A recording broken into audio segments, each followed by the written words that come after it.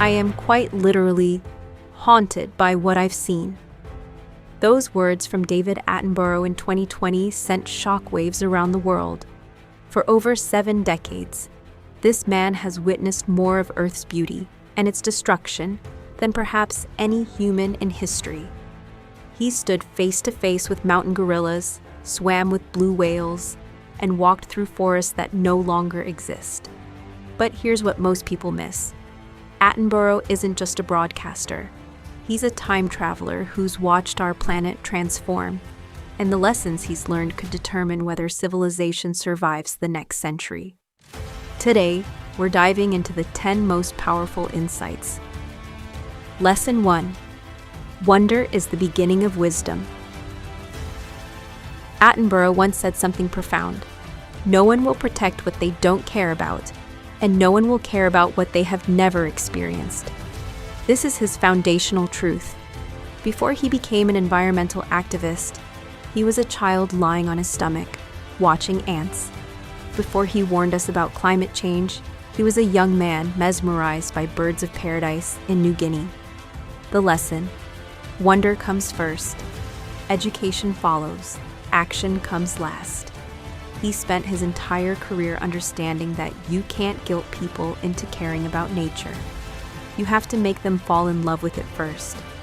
Every sweeping shot of a coral reef, every intimate moment with a penguin, these aren't just beautiful images, they're invitations to care.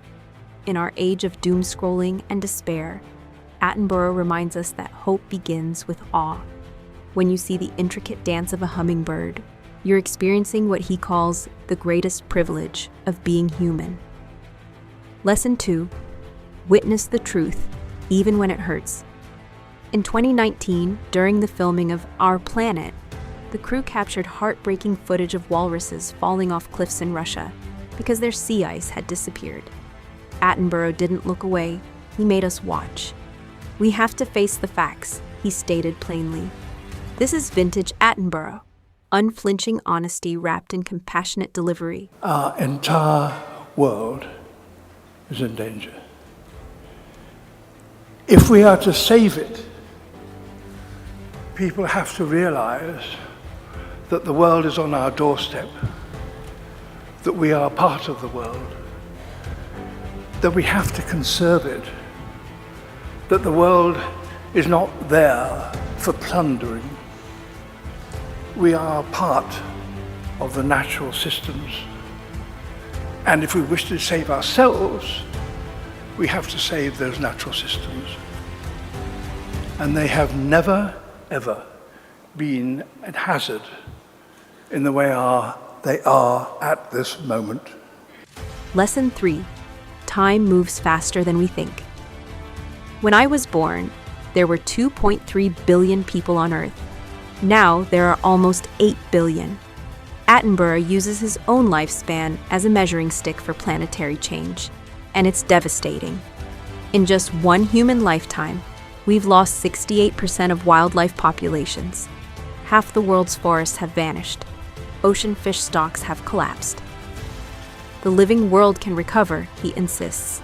Nature is astonishingly resilient when given the chance. We're living in a pivotal moment. The changes we make in the next 10 years will determine the next 10,000. The window is closing, but it hasn't closed yet. Lesson 4. Arrogance is humanity's fatal flaw. We are not a special species, Attenborough has observed. We are just one species among millions. This might be his most countercultural message. In an age of human exceptionalism and technological triumphalism, he quietly reminds us that we're animals who happen to have gotten very clever, perhaps too clever for our own good. He's watched indigenous communities who understood this truth lose their land to developers who saw only resources to extract. The hubris of thinking we're separate from nature, above it, that we can endlessly manipulate it without consequence. This, Attenborough argues, is our original sin, the antidote to arrogance, humility, recognition that we're part of a web, not masters of it. Every time we act like nature's landlords rather than nature's tenants, we tear the fabric that keeps us alive. Lesson 5. Small things matter enormously. Attenborough has filmed the biggest animals on Earth. Blue whales, elephants, giant sequoias. But he's equally fascinated by soil microbes, plankton, and insects. It's not about the size, he's explained. It's about the role. This is ecosystems thinking 101, but coming from him, it lands differently. He's shown us that a bee pollinating a flower is as crucial as a lion hunting on the Serengeti. That invisible organisms in the soil determine whether forests stand or fall. One person switching doesn't save the world. 8 billion people making slightly better choices transforms it. Don't underestimate your role in the web. Lesson 6. Optimism is a choice. Attenborough could easily be the world's most famous pessimist. Scientists have identified the key ways in which we humans are destroying the ecosystems on which we depend. Instead, he's chosen hope, not naive hope. We can create a better future.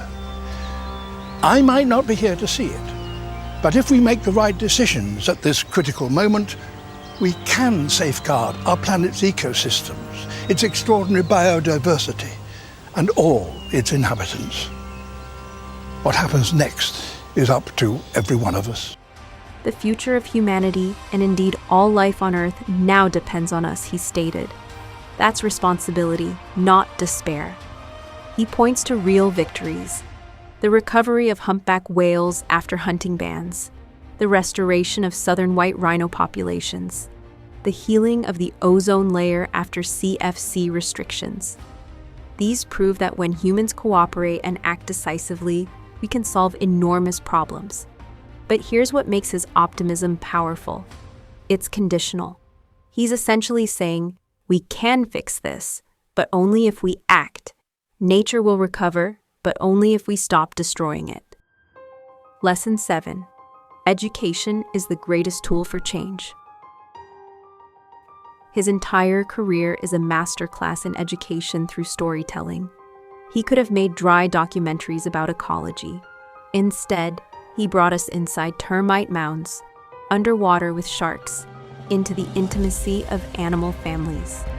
He made science accessible, conservation compelling, and environmentalism essential, all without preaching. The lesson for all of us: education isn't about making people feel guilty. It's about giving them knowledge and then trusting them to make better choices. Lesson 8. Nature doesn't need us. We need nature. After we're gone, nature will continue. Life found ways to thrive after meteor strikes that killed 90% of species.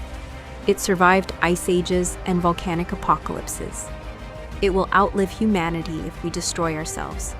But we, fragile, dependent, clever humans, need functioning ecosystems to survive.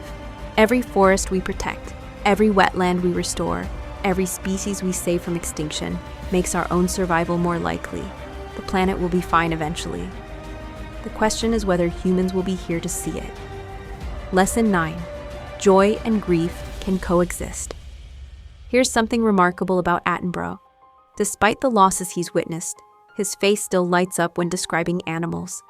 His voice still fills with childlike excitement when revealing nature's secrets. He holds both grief and joy simultaneously, mourning what's lost while celebrating what remains.